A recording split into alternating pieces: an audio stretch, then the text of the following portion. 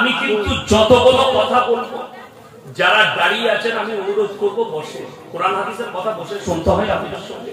নবীজি সাল্লাল্লাহু আলাইহি সাল্লামকে আল্লাহ তাআলা এমনি আদর্শ দেয়নি। নবীজি সাল্লাল্লাহু আলাইহি সাল্লামকে আল্লাহর কসম পৃথিবীর সমস্ত উত্তম আদর্শটা আল্লাহ দিয়ে পাঠিয়েছেন, সমস্ত রকমের উত্তম আদর্শ। তো নবীজি সাহাবীদেরকে আল্লাহ তাআলা মানুষকে বসার মাজমায় বসার আদবটাও শিখিয়েছে। মাজলিসে কিভাবে বসবে, জমে বসবে। তাই শুনে আমি এরপর কিন্তু আলোচনা শুরু করতে যাচ্ছি।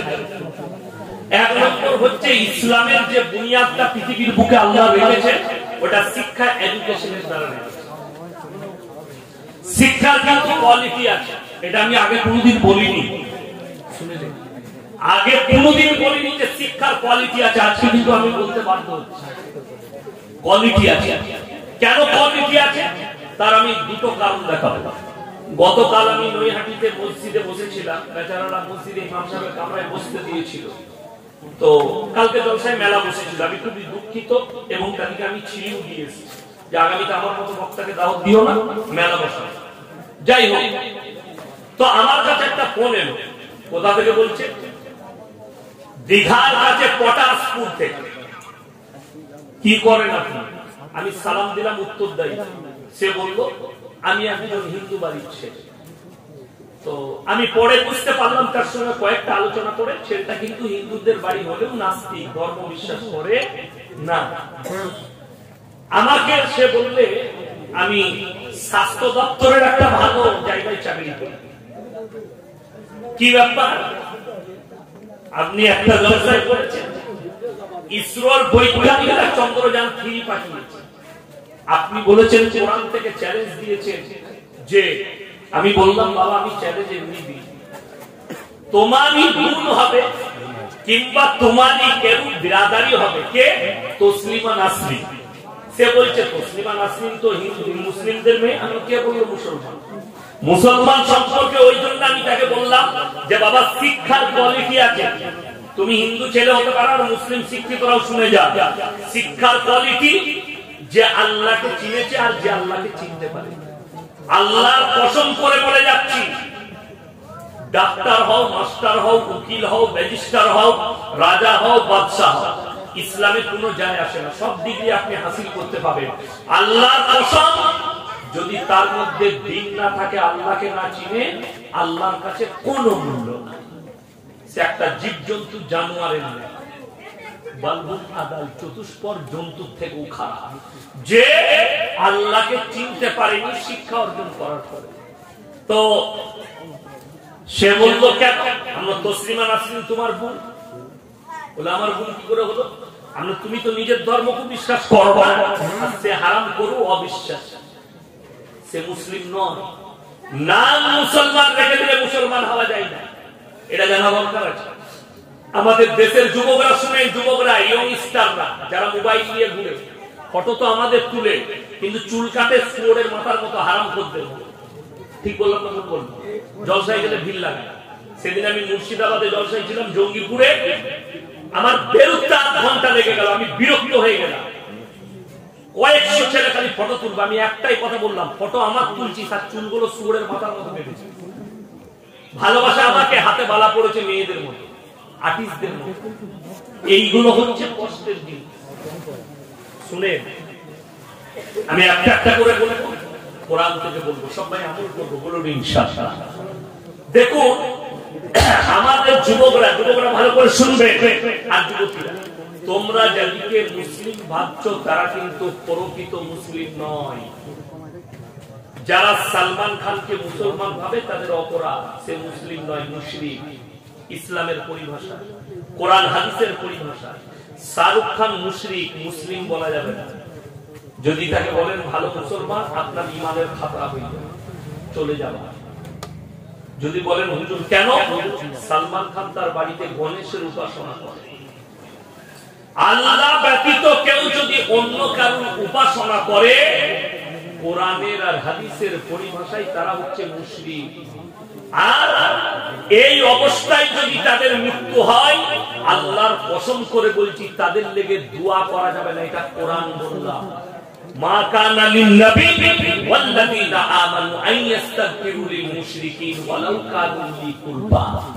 এটা আল্লাহ অর্ডার দিলেন নবীকে এবং মুমিনদেরকে, যারা মুশরিক হয়ে মারা গেছে তাদের লেগে দোয়া করো না, যদিও সে তোমাদের আত্মীয় হয়। আপনার ছেলে কিন্তু মুশরিক, দোয়া করতে পাবেন না। আপনার বাপ কিন্তু মুশরিক মারা গেছে, দোয়া করতে পাবেন না। দক্ষিণ 24 পরগনা থেকে এক মাস আগে একজন ফোন করেছে, মুসলিমদের ছেলে একটা বিয়ে করেছে, একটা বাচ্চা আছে, স্ত্রী আছে, সেই বাড়িতে মুসলিম স্ত্রীকে রেখে একটা অমুসলিম মেয়েকে বিয়ে করেছে, সেখানে পালিয়ে গেছে। তাদের বাড়িতেই থাকতো, অমুসলিমদের বাড়িতে, মুসলিমদের ছেলে। 8 বছর পরে যে কোনো কারণে তার মৃত্যু ঘটেছে, তাদের গ্রামে দ্বন্দ্ব শুরু হয়েছে। তাদের পরিবারের লোক বলছে নিয়ে এসে জানাজা পড়ে তার দাফন কাফন করবে। মাসলা দাঁড়িয়ে গেছে, ইমাম সাহেব বলেছে তোমরা মুফতিকে ফোন করো, মুফতিকে ফোন করে ফতোয়া দাও। তো তারা আরো কেউ কি ফোন করেছে, আমাকে ফোন করলো, হুজুর কি করা যাবে? আমি কুকুরকে খাইয়ে দাও, তাহলে গঙ্গায় ফেলে দিই, তার জানাজাও পড়া যাবে না, দাফন কাফনও করা যাবে না। বলে তাইলে পুঁতে দেবো? হ্যাঁ, নদীর কিনারায় পুঁতে দাও, কবরস্থানেও পুঁতো না। কষ্টের বিষয় কি জানে? এইটাই, এই জায়গায় ইসলাম বুঝতে হবে। সেই ছেলেটাকে বুঝালাম, তসলিমা নাসরিন বলেছে মুসলমানরা কোরআন নিয়ে পড়ে আছে, বৈজ্ঞানিকরা চাঁদে পৌঁছে গেছে। আমি তাকে বললাম তুমি যদি আমাকে চ্যালেঞ্জ দাও, কোরআন এক জায়গায় চ্যালেঞ্জ দিয়েছে, মারাজাল বাহরাইন ইয়ালতাকিয়া বাইনাহুমা বারযাখুন লা ইয়াবগিয়া। বারযাখ মানে হচ্ছে অন্তরাল, দেওয়াল। এই যে ওইদিকে মায়েরা বসে আছে, এই যে পর্দাটা দিয়েছেন, এটা দেখতে পাচ্ছেন না? পান নাই বাবা, কথা বলেন না। পর্দাটা দেখা যায় কি? আমরা একদম সচক্ষে দেখতে পাচ্ছি, একটা পর্দা দেওয়া আছে। আল্লাহর কসম করে বলছি, আমি দুটো সমুদ্রকে পাশাপাশি বহমান করেছি, তাদের মধ্যখানে অন্তরাল দিয়েছি, একটার পানি সাদা, একটার পানি নীল, একে অপরের সঙ্গে মিশ্রিত হয় না। পৃথিবীর বিজ্ঞান মানুষ তোমাদের দিমাগ ফেলুয়ার হয়ে যাবে, একবার দেওয়ালটা খুঁজে বার করে দাও। জোরে বলুন না সুবহানাল্লাহ। আমি এ কথা বলেছি, তার গায়ে লেগেছে। বললে বিজ্ঞান আছে বলে মোবাইল পেয়েছে, সে বলছে বিজ্ঞান আছে বলে মাইক পেয়েছে, বিজ্ঞান আছে বলে ম্যানিটার ওয়াটার পেয়েছে, বিজ্ঞান আছে বলে জামা পেয়েছে, বিজ্ঞান আছে বলে টুপি পেয়েছে। আল্লাহর কসম করে বলছি, যাদের জানা নাই তারা শুনে নেন, বিজ্ঞান আপেক্ষিক। আজ যেটা বলছে কাল সেটা ঘটবে না, আজ যেটা চলছে কাল সেটা পাওয়া থাকবে না। আমার সাথে যারা পড়েছে, আপনার ডাক্তারবাবু কত বয়স হলো? আল্লাহু আকবার। তাহলে আমার বড় ভাই, আমার 36 প্লাস 37 পারে গেছে। জিজ্ঞেস করো, আমরা স্কুলে যখন পড়েছি, অনেকে আমার বয়সী যারা আছে, পৃথিবীটা কমলা লেবুর মতো পড়েছি। পরবর্তী বৈজ্ঞানিক এসে গবেষণা করে বললে নট কমলা লেবু, পৃথিবীটা গোল ফুটবলের মতো। কমলা লেবু ক্যান্সেল, ফুটবল দাঁড়িয়ে গেল পৃথিবীর কাছে। ঠিক কিনা? এখন বর্তমানে ফুটবল চলছে। এখন বর্তমানে আধুনিক যুগে কিছু বৈজ্ঞানিক দাবি করে বলেছে পৃথিবীটা গোল ফুটবল নয়। কয়েকটা বৈজ্ঞানিক তারা দাবি করেছে পৃথিবীটা ডিম্বাকৃতির ডিমের মতো। আবার কিছুদিন পরে কিছু বৈজ্ঞানিক বলবে মালটা চেহারা ব্যাপার, তোদের থিওরিটা আসবে না, মালটা কেমন। খুঁজে পাবি না আমার বাচ্চা। আল্লাহর কসম করে বলেছে, আজকে মুসলমান পিছিয়ে কেন জানে? আপনি তো কোরআনের প্রথম আয়াতটা যেটা দুনিয়াতে পাঠিয়েছে, এটার মানেটাই আপনি বুঝেন না। এর ব্যাখ্যাটাই বুঝতে চাননি আপনি।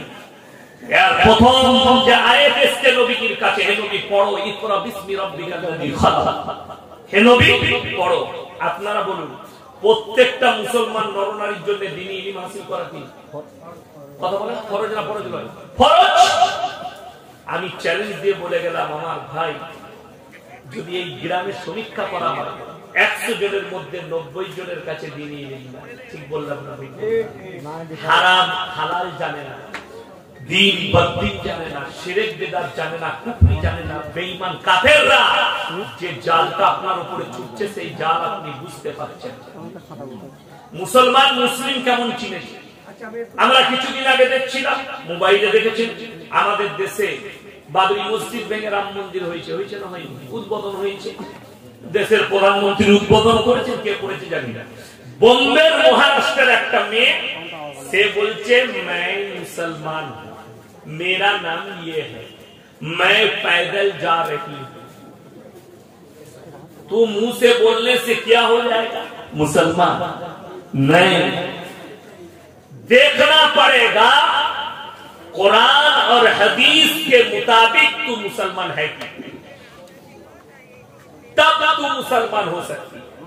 लेकिन हमारे सामने तो तुम काफिर बन गई। क्या हो गया? কি হয়েছে বলুন? কাফের, তাকে মুসলমান বলা যাবে না। এইটা আমি ইসলাম বলছি, এইটা বুঝাতে চাইছি। ওকে মুসলমান ভাববে। অনেক মুসলিম মনে মনে করে কি জানেন, হায় আল্লাহ মুসলমানের কি হাল হলো, মুসলমান মন্দির উদ্বোধনে যাচ্ছে, হায় আল্লাহ। উত্তরপ্রদেশে বেরেলভি ভাইদের একটা বড় মসজিদের ইমাম, তাকে ইনভাইট করেছে, সে চলে গেছে রাম মন্দির উদ্বোধনে। কথা বুঝতে পারেন? তো তার পেছনে অনেকজন ফতোয়া দিয়েছে, ইউপির মুফতিরা, এর পেছনে নামাজ হবে না, একে বয়কট করবে। তো সে ঘুরিয়ে ফতোয়া দিচ্ছে, ये देश से मोहब्बत है। तो अगर देश का मोहब्बत तुम्हारा है कि तुमको मंदिर में जाना चाहिए, तो फिर प्रधानमंत्री जी को भी मस्जिद उद्बोधन में आनी चाहिए, देश के मोहब्बत में। बुझते पारें? तो वो मस्जिद में नहीं आएंगे, लेकिन तुम जाओगे। আমাদের দেশে তো অভাব এটাই। আপনি পোস্টার দেখতে পাবেন রমজান মাসে, পোস্টার দেখতে পাবেন দুর্গা উৎসবে, পোস্টার দেখতে পাবেন কালী উৎসবে, সরস্বতী উৎসবে পোস্টার দেখতে পাবেন। ধর্ম যার যার উৎসব সবার দেখতে পারবেন। বড় কষ্টের বিষয়, ওটা পুজোর সময় থাকে, ঈদ বকরা ঈদে থাকে না কেন? কথা বুঝতে পারেন? কোরবানির সময় পোস্টার থাকে না কেন? যদি এটাই হয় সত্য, আমরা মন্দিরা না জানি, তাহলে যদি এটা সত্য মানতে হয়, তাহলে কোরবানির সময় ওদিকে ডাকবো গরুর ঠ্যাংটা ধরবি। সবারই তো ধর্ম, উৎসব তো সবার। আচ্ছা, কোরবানিটা আমাদের উৎসব না? উৎসব নয়। হ্যাঁ, তাহলে যদি এটা কষ্ট দেওয়া হয়, তাহলে তুমি যদি আল্লাহ বাদ দিয়ে অন্য কেউ ইবাদত করতে যাও, অন্য কেউ কি বিশ্বাস করো, যদি বলেন হুজুর আমি তো মন থেকে বিশ্বাস করিনি, তাহলে প্রকাশ্যে বল যে আমি ধোঁকা দিতে যাচ্ছি, কোরআন শোনাবো, আমি গল্প করি। কোরআন বলছে লা ইলাহা ইল্লাল্লাহ ওয়া লা ইলাহা ইল্লাল্লাহ, হে নবী বলে দাও তোমরা দুটো নৌকাতে পা দিও না, দু নৌকায় পা দিও না। আমাদের অনেক মুসলমান আছে নেমো খারাম, শিক্ষিত নেমো খারাম, কি করে জানে, এরা মনে মনে ভাবে সারা দুদিকটাই রাহ, আল্লাহর দিকটা ঠিক হলে ওই দিকে জান্নাতে ঢুকবো, আর ভগবানেরটা ঠিক হলে ওই দিকে ঢুকে পড়বো। এই মান কথা মরবে, মরবে না? মরবে না। আচ্ছা, কেউ যদি নদীর উপরে দুটো নৌকায়, যদি মনে করো ওই নৌকাটা ডুবে যেতে পারে, কেউ যদি দুটো নৌকার উপরে দুটো পা রাখে, সেই মালটা মরবে না? মরবে। 100% মরবে। নৌকা সরে গেলেই মরে গেল। আমার ভাই, ইসলাম এত সুন্দর, দু নৌকায় পা রাখা আমার আল্লাহ পছন্দ করে। দ্বিতীয় নম্বর, যাদের বাড়িতে মানে কোরআন আছে, আমি কোরআনটা আছে, খুলে দেখে আসুন। 17 পারা, কত পারা বললাম? 17 পারা শেষ, একবারই শেষ রুকু। ইয়া আইয়ুহান নাসু যুরিবা মাসালুন ফাসতামিউ ইন্নাল্লাযীনা তাদউনা মিন দুনিল্লাহি লান ইয়াখলুকু যুবাবান ওয়া লা ইয়াসতামাউ। তোমরা যাদের কাছে ভালো মন্দ চাইছো, তাদেরকে জিজ্ঞেস করো তারা কি একটা মাছি সৃষ্টি করতে পারে? মাছি সৃষ্টি তো দূরের কথা, আমার আল্লাহ বললে মাছি যদি তাদের প্লেট থেকে, তাদের কাছ থেকে কোনো জিনিসকে ছিনিয়ে নিয়ে যায়, সেটা উদ্ধার করার মতো ক্ষমতা নাই। জোরে বলুন সুবহানাল্লাহ। তারা হচ্ছে শক্তিহীন, আর আমি আল্লাহ হচ্ছি কি? শক্তিশালী। জোরে বলুন সুবহানাল্লাহ। ওই জন্য দ্বীনি শিক্ষার কতটা প্রয়োজন বলে দিই। মুসলমান হারাম হালাল চিনে না, কেমন চিনেছে বলে দিই। দ্বীনি শিক্ষা না থাকার কারণে আমার ভাই তসলিমা নাসরিন কোন হিন্দু ঘরে জন্ম নেয়নি, মুসলিম ঘরে জন্ম নিয়েছে, ঠিক কিনা কথা বলে? কিন্তু কেন হলো নবীর দুশমন, রাসূলের দুশমন, আল্লাহর দুশমন, কোরআনের বিরোধী? তার বাবা মা ছোটবেলায় তাকে দ্বীনি শিক্ষা দেয়, দুনিয়াবি শিক্ষা দিয়েছে, দ্বীনি শিক্ষা দেয়। ভাবতে পারে। যদি মনে করেন দিনী শিক্ষার গুরুত্ব এত কেন, আমি বলিনি। পশ্চিম বাংলার একটা মিডিয়ায় খবর ছড়িয়েছে, ফেসবুকে ভাইরাল হয়েছে। কি ব্যাপারে? বৃদ্ধাশ্রম থেকে একজন হিন্দু মা তার সন্তানকে চিঠি লিখেছে। চিঠিতে কি লিখেছে জানেন? বাবা, তোর ছেলেকে শিক্ষা দিস আর না দিস, আদর্শ অবশ্যই দিবি।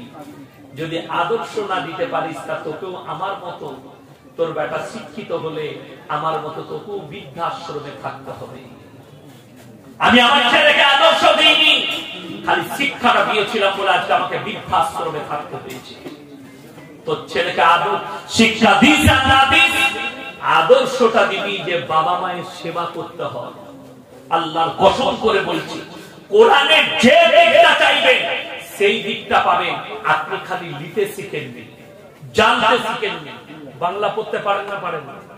আপনারা জানেন না বাংলা মানে কোরআন বেরিয়েছে না বেরোয়নি? কজন বাড়িতে এনে রেখেছে? টিভি বাদ দিয়ে, মোবাইল বাদ দিয়ে কজন পড়ছে যে আমি ইসলামটাকে ভালো করে স্টাডি করব?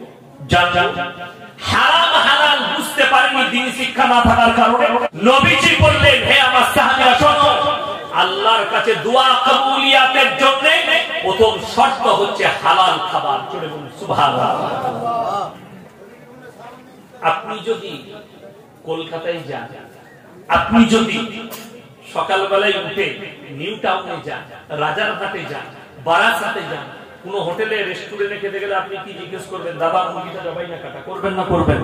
একথা করতে হবে না?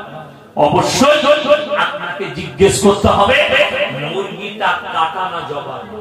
এটা সত্য আপনার জন্য হালাল খাবার। আপনি এটা বুঝে গেলেন। ইয়াসিন ভাই এসেছিল রাত্রিতে, জলসা করে গেছে।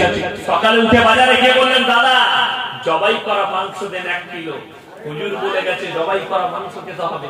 কিন্তু জবাই করা মাংস, টাকাটা কিন্তু আবার সুদের টাকা, সেই একই মাল দাঁড়িয়ে গেল। কথা বলতে পারেন? মুসলমান সুদ কখনো খেতে পারে? যদি বলেন হুজুর কেন? কোরআন বলছে ওয়াহাল্লাহুল বাইয়া ওয়া হারামার রিবা। আমি আল্লাহ তোমাদের জন্য ব্যবসাকে হালাল করেছি, সুদকে হারাম করেছি। আমার নবী বিশ্বনবী বললেন, কেউ যদি 1 টাকা সুদ খায়, নিজের মায়ের সঙ্গে 36 বার জিনা করার সমান পাপ হবে। জোরে বলুন না নাউযুবিল্লাহ। আমার মুসলমান ভাই, বড় কষ্টের বিষয়, মুসলমান সুদ খায় আর নিজেকে মুমিন বলে দাবি করে। আপনি কেন বুঝতে পারেননি হারাম আর হালাল? এই জন্য আপনি হারাম হালাল বুঝতে পারেননি। আপনার মধ্যে দ্বীনি শিক্ষা নাই, তা না হলে সুদ মুসলমান খেত না। ভাই বেশি আওয়াজ করো না, জলসাটা হচ্ছে এটা আল্লাহর কৃপা।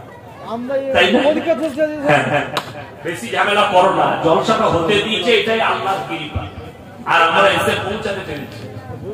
হ্যাঁ, ডাক্তার বাবু বহুত মেহনত করেছে জলসাটা করার জন্য, প্রশাসন পারমিশন দিত না, দিয়েছে, এটা আমাদের জন্য আল্লাহর কৃপা। আমার ভাই, আমরাও কিন্তু সিস্টেমের লোক, সিস্টেমের বাইরের লোক। আমরা দেশে বাস করছি, আমাদের অধিকার আছে। যাই হোক ভাই, যারা দাঁড়িয়ে আছেন আমাকে দেখে কিন্তু খারাপ লাগছে। আমি ডান্স করতে আসিনি, কোরআন হাদিস শোনাচ্ছি। একটু বসুন, দয়া করে বসুন। সামনে জায়গা খালি আছে, বসুন। আমার যুবক ভাইরা বসুন। তোমাদেরকে ওষুধ দেবো, চিন্তা না, সব ওষুধ দেবো আমি। প্রেমের ওষুধ দেবো, ভালোবাসার ওষুধ দেবো, সব দেবো। বসুন, তবে বসে যান। এই তো শুরু করেছে, তাই না? অনেক ওষুধ বাকি আছে। চলুন আমার মুসলমান ভাই, আমি আপনার দিকে বুঝাতে চাইছি, যেটা হারাম আর হালালটা আগে বুঝুন, তবে আপনার দোয়া কবুল হবে। আমি আমার মাদ্রাসায় খানা খাই না, বাড়িতে খাই। তার কারণ একটাই আছে। আমি একদিন মাদ্রাসায় ক্লাসে আছি, তো একজন গ্রামের ব্যক্তি এলো, বলে হুজুর মাদ্রাসার ছেলে থেকে বিরিয়ানি খাবো। আলহামদুলিল্লাহ, কতগুলো ছাত্র আছে। আমি আমার মাস্টারকে বললাম বোর্ডিং এ কত ছেলে আছে দেখুন, হিসেব করে বলুন ক টাকা লাগবে। কি বলছে? আমি বললাম বাবা কি খুশিতে খাওয়াবে ভাই আমার? বলে হুজুর কিছু মনে করবেন, কেউ কি বলেন না লটারিতে 3 লাখ করে যাবো, তোবা লটারির টাকা সব আমাদিকে। আচ্ছা বলুন, আর দোয়া কবুল হবে হুজুরের? বড় কষ্টের বিষয়। সে মনে করেছে লটারির টাকাটা হালাল টাকা, আল্লাহর কসম 1 নম্বর হারাম টাকা।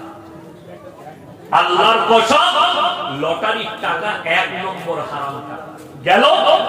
আপনারা বলুন, ঘুষ দেওয়া কি হারাম? ঘুষ নেওয়া কি হারাম? আজকে বড় কষ্ট লাগে, অনেক মানুষ ঘুষ দিয়ে যারা চাকরি নিচ্ছে তারা দুটো পাপে লিপ্ত হয়েছে। 1 নম্বর হচ্ছে হারাম খাচ্ছে, দ্বিতীয় নম্বর যে পাপটা, সেই পাপটার ক্ষমা হওয়া খুব দুর্দার। আমার আল্লাহ রাব্বুল আলামিন যারা আল্লাহর হক মারবে, আল্লাহ ইচ্ছা করলে ক্ষমা করবে, কিন্তু বান্দার হক যে মেরে নিবে, বান্দা না ক্ষমা করলে আমার আল্লাহ ক্ষমা করবে না। তুমি ঘুষ দিয়ে চাকরি নিয়েছো, একজনের হক মেরেছো, আমার আল্লাহ কি করে ছেড়ে দিবে সে ক্ষমা না করলে? কথাটা বুঝতে পারেননি? 1 নম্বর পাপ, তুমি তোমার প্রতিবেশীর হক মেরে নিয়েছো। চাকরির আসল হকদার যে ছিল সে পেল না, তুমি ঘুষ দিয়ে টাকা দিয়ে চাকরি নিয়েছো। ঘুষ দেওয়াটাও হারাম, নেওয়াটাও হারাম ইসলামী শরীয়তে। তুমি যদি বলো শরীয়ত মানি না, তোমার জন্য সব জায়েজ আছে। তুমি শুয়োরের মাংসটাও খেলে অসুবিধা নাই। যে মদ খায়, যে মনে করে মদ খাওয়ার পরে আমি মুসলমান, তোমার জন্য শুয়োরের মাংসটাও জায়েজ আছে যদি তুমি মদ খাও আর মদটাকে হালাল মনে করো। আমার মুসলমান ভাই, আল্লাহর কসম করে বলছি, সাহাবীদের জন্য আল্লাহ বললেন রাদিয়াল্লাহু আনহুম ওয়া রাযু আন, তারা আমার উপরে রাজি, আমি আল্লাহ তাদের উপরে রাজি। সুবহানাল্লাহ। অথচ আপনি আমি নিজেকে মুসলমান বলে দাবি করছি। দ্বীনি শিক্ষা এতটা প্রয়োজন, প্রত্যেকটা বাচ্চাকে দ্বীনি শিক্ষা দিবেন, জোরে বলুন ইনশাআল্লাহ। আজকে মুসলমান আপনার চারিদিকে কিন্তু বেঈমান কাফেররা জাল পেতে দিয়েছে। জানো, প্রত্যেকটা মুহূর্তে মুসলমান জালের মধ্যে ফাঁদে পড়ে যায়, এরা যেন বেরোতে না পারে। তা না হলে 25শে ডিসেম্বর মুসলিমদের যুবকরা কখনো পালন করে, 1 জানুয়ারি মুসলমানরা পালন করে, 1 এপ্রিল মুসলমানরা পালন করে। কষ্টের বিষয়, দুঃখের বিষয়। এগুলো অশিক্ষিতদের কথা বলিনি, যারা করছে সব কলেজ পড়ুয়া, ইউনিভার্সিটি পড়ুয়া, স্কুল পড়ুয়া ছেলে, শিক্ষিত পিকনিক করতে যায়। পিকনিক করতে আমি অনেক ধনী ব্যক্তিকে বলি, আল্লাহ তোমাদেরকে পয়সা দিয়েছে, দেখবেন আমাদের দেশে জানুয়ারি মাসে সব ধনীরা ঘুরতে যায়, যারা ব্যবসায়ী আছে ছুটি পায় ঘুরতে যায়, ঠিক কিনা? আমি বলি শোনো, আল্লাহ যাদেরকে পয়সা দিয়েছে 40,000 50,000 খরচ করে ঘুরতে যাওয়ার থেকে একবার উমরা করে চলে এসো, অনেক লাভ। উমরা কমপক্ষে নবীজির রওজা মুবারকটা একবার জিয়ারত হবে, কাবা ঘর তো জিয়ারত হবে। কারি তৈয়ব সাহেব রহমাতুল্লাহ আলাইহি তিনি লিখেছেন, কাবে पे पड़ी जब पहली नजर दुनिया क्या चीज है भूल गए। বিশ্বাস করুন, যদি আপনার দিলটা পাথরের হয়, কিন্তু যখন চোখটা কাবা ঘরের দিদার করবে, তোমার চোখ দিয়ে দরদর করে পানি পড়বে। যারা হাজী সাহেব আছে তারা জানে, হজ করতে গেলে হাজী সাহেবরা কিছু মন থেকে চাইবে না, তাও কাবা ঘর যখন প্রথম জীবনে দেখবে, চোখ দিয়ে পানিতে ভরে যাবে, চোখের দাড়ি মুবারক ভিজে যাবে। তো তুমি পয়সাটা হারাম জায়গায় খরচ করতে যাচ্ছ, যেখানে জিনার আড্ডা বসে দীঘায়, এই জায়গাগুলো স্পটে তোমরা ঘুরতে যাচ্ছ, জিনার আড্ডা খান। কি বুঝলেন? হাজারদুয়ারি যা, ওখানে দেহ ব্যবসায়ী মেয়েগুলো রাস্তায় ঘুরে বেড়াচ্ছে, ঠিক বললাম না ভুল বললাম? কলকাতায় যা, দেহ ব্যবসায়ী মেয়েরা ঘুরে বেড়াচ্ছে, ওদের লাইসেন্স আছে, সরকার লাইসেন্স দিয়েছে। আল্লাহর কসম করে বলছি, কাবা ঘরে যাবেন তো যখন সিজদা করবেন, কাবা ঘরে 1 রাকাত নামাজ পড়লে তোমার নামায়ে আমালে 1 লাখ রাকাত নামাজের নেকি রাখা হবে। জোরে বলুন সুবহানাল্লাহ। যাদের সুগার আছে, কি বললাম?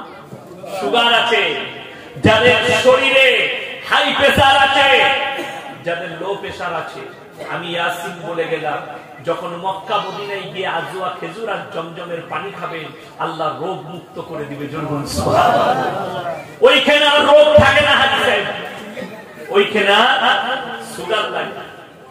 আমার আব্বাজি হজ করতে গিয়েছিলেন 17 সালে, তো ওখানে ডাক্তাররা সুগারের ট্যাবলেট দিয়েছিল, কিন্তু আমার আব্বাজি বললে, যেদিন থেকে জমজমের পানি শুরু করেছি আর আজওয়া খেজুর, আর আমাকে সুগারের ট্যাবলেট লাগেনি। জোরে বলুন। বুঝতেই পারিনি যে আমার সুগার আছে, মনে মনে হচ্ছিল আমি যেন সেই ইয়ং স্টার মৌলভী শওকতটাই আছি। মনে হয়নি যে আমার 80 বছর বয়স হয়ে গেছে, মনে হচ্ছিল আমি সেই ইয়ং স্টার। বড় কষ্টের বিষয়, মুসলমান এগুলোই বুঝে না। তোমার জায়গা আছে, 1 জানুয়ারি যারা কৃষ্টি করে খাচ্ছে আপনারা বলুন, অনুরোধ করে বলছি আমার যুবক ভাইয়েরা, এইখানে যতগুলো মানুষ বসে আছেন আশা করি 100 জনের মধ্যে 98 জন আরবি 12টা মাসের নাম জানে না। ঠিক বললাম না ভুল বললাম? রাগ করে আরবি 12টা মাসের নাম জানে না। তোমার জানা আছে আমাদের বাচ্চারা 3 বছর বয়স হলে মা তাকে প্রথম যে শব্দটা শিখায় সেটা বলে বল জানুয়ারি। ঠিক বললাম না ভুল বললাম? ছেলের কথা বলতেছে, একটা ইংরেজি বই কিনে নিয়ে এসে দেবে যে বল জানুয়ারি। অথচ রাসূল সাল্লাল্লাহু আলাইহি ওয়াসাল্লামের হাদিস মুহররমের মাস আরবির প্রথম মাস। জোরে বলুন সুবহানাল্লাহ। এই মাসের বড় ফজিলত হাদিসে বর্ণনা হয়েছে। জোরে বলুন সুবহানাল্লাহ। আচ্ছা বলুন, আমরা হুজুররা কেউ বলেছি মুহররমের মাস বড় ফজিলতের মাস, পহেলা মুহররম কৃষ্টি করবি মসজিদে? আমরা বলিনি, আমরা করি। তোমার কাছে টাকা এসছে, তুমি বলছো আমি স্ট্যান্ডার্ড আধুনিকের চুবে আছি, 2 টাকা হয়েছে, হারামখোর কেক কিনে নিয়ে এসে ছেলের জন্মদিন পালন করছে। জন্মদিন পালন যদি জায়েজ হতো তোমার সন্তানের, তাইলে তোমার মসজিদের হুজুর সে তো 100 টাকারও কেক কিনতে পারত। কথাটা বুঝতে পেরেছেন না? পারে হুজুরের ছেলের জায়েজ হলো না, তোমার কি করে জায়েজ হলো? তুমি বলছো আল্লাহকে মানো, তুমি বলছো রাসূলকে মহব্বত করি। তুমি একবার হিস্ট্রি খুললে না, সাহাবীদের হিস্ট্রি, একবার হিস্ট্রি খুললে না রাসূলুল্লাহ সাল্লাল্লাহু আলাইহি সাল্লামের আখলাক আর চরিত্র। আল্লাহ কসম করে বলছি, আল্লাহ নবী সাল্লাল্লাহু আলাইহি সাল্লাম দুনিয়ার বুকে কারো কাছে শিক্ষা গ্রহণ করেন। জোরে বলুন সুবহানাল্লাহ। আল্লাহর কসম করে বলছি, যারা শিক্ষিত আছেন তারা শুনবে, যারা জ্ঞানী আছেন তারা শুনবে। তাদের প্রবলেম বেশি। যে নবীজি দুনিয়াতে কারো কাছে শিক্ষা গ্রহণ করলেন না, সেই নবীজির জন্য গোটা পৃথিবীর শিক্ষিতরা আজও কলম ধরে বসে আছে, লেখেই যাচ্ছে। জোরে বলুন না সুবহানাল্লাহ। নারে তাকবীর, আর জোরে নারে তাকবীর। আমার মুসলমান ভাই, মুসলমানের প্রবলেম কি জানেন? আল্লাহকে না চিনতে পারা, রাসূলকে না চিনতে পারা। আপনি ভয় খাচ্ছেন কাকে? রাতের বেলায় গবেষণা করবেন, আমি বলে যাচ্ছি, ভাববেন, চোখ দিয়ে পানি পড়বে। তুমি তো 100 গ্রাম চালের ভাত খাও, তুমি 300 গ্রাম চালের ভাত খাও, তুমি 500 গ্রাম চালের ভাত খাও। পৃথিবীর বিজ্ঞান বলছে, পৃথিবীর যারা টেকনোলজিতে আছে তারা বলছে, একটা তিমি মাছ সমুদ্রের তলে একদিনে 100 কুইন্টাল খাবার খায় 10 টন। তার রুজিটা আমার আল্লাহ মাপে। জোরে বলুন সুবহানাল্লাহ।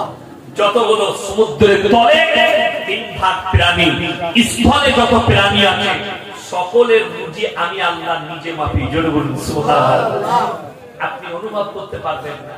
দেখুন আল্লাহ কিভাবে রুজি মাপে। আমাদের অনেক ভাই আছে, এই অন্যায় কেউ করবেন না। অন্যায়টা বলে দিই, আপনার বাড়ির মুরগিটা খেয়ে নিয়েছে। কিসে? কে মুরগি খেয়েছে? বিড়াল। খায় না খায় সুযোগ পেয়েছে, বিড়ালের মুরগি খেয়েছে। অনেক মানুষ কি অন্যায় করে, সেই বিড়ালটাকে হত্যা করে মেরে দেয়, মুরগি খেয়েছে। সবসময় ভাববে আমি সাবধানী অবলম্বন করিনি, এই মুরগিটা আল্লাহ তার হায়াতে তার রুজিতে মেপেছিল, এটা ভাবতে হবে। দুধ খেয়ে নিয়েছে বিড়াল, আপনি যদি বলেন বিড়ালটা দুধ খেয়েছে, বিড়ালকে মেরে দেবো, তো তোমার বউ ঢাকা দেয় নাই, তোমার বউকে মারো। কথা বুঝতে পারেন? তুমি বউকে মারতে পারবে না, যেহেতু সে বিবি, আর বিড়ালটা অবলা জন্তু, তুমি তার গায়ে হাত তুললে। কেউ যদি অন্যায় ভাবে শুনেলেন, আজকে যতগুলো মানুষ বসে আছেন কেউ কেউ কি জাহান্নামী বলবেন না। কথা বুঝতে পেরেছেন? একটা অমুসলিম ব্যক্তিকেও জাহান্নামী বলা যাবে না। যদি কোনো বক্তাকে জাহান্নামী বলে নাম ধরে, জানবেন তার মধ্যে হাদিস কোরআনের জ্ঞান টুকু নেই। তাতে ইয়াসিন হোক আর আমার বাপ, আপনি হন আর অমুক হোক, জাহান্নামী কোন ব্যক্তিকে বলা যাবে না। একটা হিন্দু ব্যক্তিকেও বলা যাবে না। কেন? একটা কথা মাথায় রাখবেন, জাহান্নামী এই জন্য বলা যাবে না, সেই লোকটা যদি মৃত্যুর পূর্বে ইসলাম কবুল করে মারা যায়। কি করে বললাম? ইসলাম কবুল করে মারা যায়, আপনি লাঞ্ছিত হবেন কিয়ামতের দিন। সে যদি জান্নাতি হয়, সে যদি জান্নাতি হয়, আপনি কিয়ামতের দিনে লাঞ্ছিত হবেন। চলুন আগে আল্লাহ নবীর কাছে কলমা এমন একজন ব্যক্তি পড়েছে, হাদিসের কেউ থাকলে হাত তুলেন। হাদিসের কেউ আছে, উমরা করতে গিয়েছেন কেউ আছে? আছেন, মাশাআল্লাহ। শুনেন, উহুদের প্রান্তরে লোহার ব্যারিকেড দিয়ে 70 জন সাহাবীর কবর আছে। আছে না নাই হাদিসে? 70 জন সাহাবীর কবর লোহার ব্যারিকেড দিয়ে ঘেরা। আমি যদিও যাইনি, যেনারা হাদিসের তেনারা জানবেন। সেইখানে 70 জন সাহাবী যুদ্ধের ময়দানে শহীদ হয়েছিলেন। সেইখানে এমন একজন শুয়ে আছেন সাহাবী, আল্লাহর নবী রাসূল পাক সাল্লাল্লাহু আলাইহি সাল্লামের চাচা যান হযরত আমির হামজা রাদিয়াল্লাহু তাআলা আনহু। সুবহানাল্লাহ। যুদ্ধের ময়দানে হযরত আমির হামজা রাদিয়াল্লাহু তাআলা আনহু কলিজার এই গলা থেকে কলিজা ফাটটা বার করে নিয়েছিল, বুক চিড়ে তলোয়ারে করে চিবিয়ে খেয়েছিল। আল্লাহর নবীর কাছে যখন সাহাবীদের লাশ পৌঁছালো, চাচার চেহারা ক্ষতবিক্ষত, বুকটা চিড়ে কলিজা ফাটটা বার করে নিয়েছে। আল্লাহর নবী কাঁদতে লেগেছেন, চোখের পানি ফেলাচ্ছেন, হুটো গেড়ে আমার চাচা জানের হাল এরকম কে করলো? নবীজিকে বললেন সাহাবীরা, ইয়া রাসূলুল্লাহ, তার নাম হিন্দা, যে আপনার চাচা জানের কলিজা ফাটটা চিবিয়ে খেয়েছে। নবীজি চোখ দিয়ে পানি এলো। আল্লাহর কসম, যেদিন নবীজি মক্কা বিজয় করেছেন আর আল্লাহর নবী সাহাবীরা তলোয়ার নিয়ে দাঁড়িয়ে গেছে। আজকে মক্কায় গঙ্গা বয়ে যাবে রক্তে। আজকে বদলা লুবো আম্মার ইবনে ইয়াসিনকে, তিনার মাকে দু পায়ে উঠ বেঁধে বেঈমান কাফেররা দুদিকে তাড়িয়ে দিয়েছে, হাত ফাড়ার মতো ফাড়া গেছে। হযরত বেলাল হাবশী রাদিয়াল্লাহু তাআলা আনহু কোমরে দড়ি বেঁধে উটের পেছনে বাঁধা হয়েছে, পিঠের চামড়া কোমরে নেমে গেছে। আল্লাহ নবী, হে রাসূল, আপনার চাচা জান আমির হামজা ফাটটা চিবিয়ে খেয়েছে, আজকে আমরা বদলা লব। শুনে নেন, আল্লাহর কসম করে বলছি, নবীজি কি বললেন? হে আমার সাহাবীরা শোনো, আমি আল্লাহর নবী দয়া করতে জানি, মায়া করতে জানি, ক্ষমা করতে জানি, বদলা নিতে জানি না। তোমরা আজকে আমার 5টা কথার উপরে আমল করবে। 1 নম্বর, বৃদ্ধাকে মারতে পাবে না। 2 নম্বর, বৃদ্ধকে মারতে পাবে না। 3 নম্বর, শিশুকে মারতে পাবে না। 4 নম্বর, আত্মসমর্পণ করলে মারতে পাবে না। 5 নম্বর, কাবা ঘরে প্রবেশ করলে মারতে পাবে না। জোরে বলুন না সুবহানাল্লাহ। আর আপনি এমন মুসলমান, আপনি আপনার ভাইয়ের বদলা নিতে চান। ভাই হিংসা করলে ভাইয়ের বদলা নেন, ভাই মারলে ভাইকে মেরে বদলা দিই আমরা, ঠিক কিনা কথা বলি? বড় কষ্টের বিষয়। আমি রাজনৈতিক বক্তা নয়, কিন্তু দুঃখের সঙ্গে বলছি, এটা উত্তপ্ত। দক্ষিণ 24 পরগনায় মনে হয় ঘটনা ঘটেছিল কিছুদিন আগে। একটা পুরো গ্রাম জ্বলে গিয়েছিল, আগুন জ্বালিয়ে দিয়েছিল, ঠিক কিনা? শুনলাম, কোন গ্রাম জানি না, পুরো গ্রাম জ্বালিয়ে দিয়েছে। জ্বালিয়েছে মুসলমানরা, মার্ডার করেছে মুসলমানরা। এর থেকে দুঃখ আর কিছু নেই। যারা বলছে, দেখুন, এই যে আমাদের সনাতনী ভাইরা বলছে ये हमारा भगवान है, आश्चर्যের বিষয়, আল্লাহর কসম করে বলছি, ইসলাম এমন একটা ধর্ম, ইসলামে বাড়াবাড়ি নাই, মারামারি নাই, কাটাকাটি নাই, ঝামেলা নাই, ঝঞ্ঝট নাই, কোনো কিচ্ছু নাই। আপনারা জানেন আমাদের দেশে ধর্ম প্রচারে খুব বেশি জোর দিয়েছে কারা? খ্রিস্টানরা। কারা বললাম? খ্রিস্টানরা। তাদের ধর্ম প্রচার শুনেলেন কি দিয়ে? টাকা, পয়সা, স্কুল দিয়ে। তারা কম মেরেছে কোথায়? আমাদের দেশে তারা বেশি ধর্ম প্রচার করছে আদিবাসীদের কাছে, ঝাড়খণ্ডে, পুরুলিয়ায়, বাঁকুড়ায়, মেদিনীপুরে। আদিবাসী দিকে তারা বেশি কম মেরেছে। এদের কাছে পয়সার অভাব বেশি, ঠিক কিনা কথা বলে? আদিবাসীদের কাছে অভাব, এদের কাছে কম মেরেছে। আদিকে টাকা দিচ্ছে, বাড়ি করে দিচ্ছে, ওদের বাচ্চাদের জন্য স্কুল, ওদের পড়ার ব্যবস্থা করে দিচ্ছে। এরা দেখলে ফ্রি যখন পাওয়া যাচ্ছে, তা এটাই ধর্ম। আল্লাহর কসম করে বলছি, ইসলাম এমন একটা ধর্ম, টাকা দিয়ে প্রচার হয় না, মহব্বত, দিল আর আখলাক আর চরিত্র দিয়ে প্রচার হয়। জোরে বলুন সুবহানাল্লাহ। আমরা টাকা দিতে পারবো না, সম্পদ দিতে পারবো না। আপনারা দেখেছেন 3 বছর আগে এক হারাম করে আওলাদ লাখনো, তার নাম হচ্ছে ওয়াসিম রিজভী। সে বললে मैं मुसलमान नहीं हूं, मुसलमान से निकलकर मैंने सनातन धर्म को अपना लिया। কপালে টিকা লাগিয়েছে, মাথায় গেরুয়া পাগড়ি, গায়ে চাদর, আর বললে मैं तो समझता हूं सबसे अच्छा धर्म तो सनातनी धर्म। একটা কথা ভাববেন, যারা মনে মনে ভাবছেন না, আচ্ছা পৃথিবীতে সবথেকে পুরনো ধর্ম কোনটা? কথা বলেন। যারা বলছে আপনার বন্ধু বান্ধব, যারা বলছে পুরনো ধর্ম সনাতনী ধর্ম, আমাদের দেশে একটা ছোটা দাজ্জাল বেরিয়েছে, তার নাম রেখেছি কি? বাবা বাগেশ্বর ধাম। সুন্দর দেখতে, আমাদের মতো লম্বা উঁচু টুপি পরে। সে বলছে দুনিয়া में सबसे पुराना धर्म कौन है? सनातनी है। হযরতে আদম আলাইহিস সালাতু ওয়াস সালাম হচ্ছেন পৃথিবীর প্রথম মানুষ এবং তিনি নবী। জোরে বলুন সুবহানাল্লাহ। তিনি কি নবী পয়গম্বর? তিনি মুসলমান ছিলেন না সনাতনী ছিলেন? মুসলমান। জোরে একবার বলুন সুবহানাল্লাহ। তো যিনি প্রথম মানুষ, যারা বলছে, আমাদের দেশের কিছু লোক আছে কি বলে, আমাদের বক্তাও আছে যারা কোরআন হাদিসের স্টাডি করে না, কি বলে দেয়, এই ভারতবর্ষে আমরা কেউ মুসলমান ছিলাম না, আমরা কলমা পড়ে কোথা থেকে পেলি? জানে না কোথা থেকে বেজাতে বই পড়েছে, বায়ান করে দিল। কোরআন হাদিসের স্টাডি কর। আল্লাহর কসম করে বলছি, আল্লাহ তাআলা সর্বপ্রথম আদম আলাইহিস সালাতু ওয়াস সালামকে কোথায় নামিয়েছিলেন? হিন্দুস্তানের মাটিতে। তখন শ্রীলঙ্কা, ভারত, বাংলাদেশ, পাকিস্তান, আফগানিস্তান, কাজাকিস্তান সব একটাই দেশ ছিল।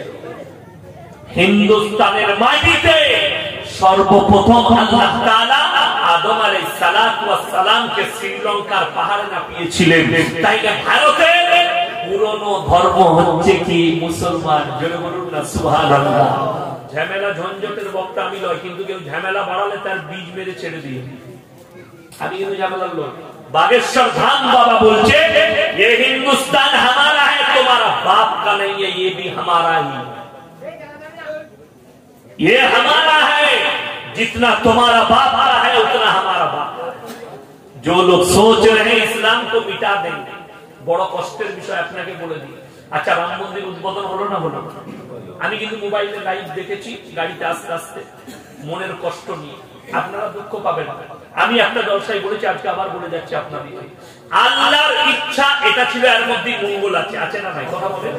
এইটা যদি বিশ্বাস করে, আমি বলেছি আল্লাহর যেদিনে ইচ্ছা হবে, বাবার হাম তেরে মসজিদ में फिर से आजाद देंगे इंशाअल्लाह। बाबर हम तेरे मस्जिद में फिर से आजाद देंगे, अगर हमारे अल्लाह राजी रहा तो इंशाअल्लाह। नारे तकबीर, नारे तकबीर।